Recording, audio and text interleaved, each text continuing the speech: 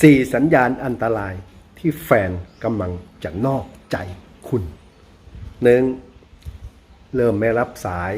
เริ่มไม่ตอบแชท 2. เริ่มโมโหร้ายทะเลาะได้ทุกเรื่อง 3. เริ่มไม่ว่าง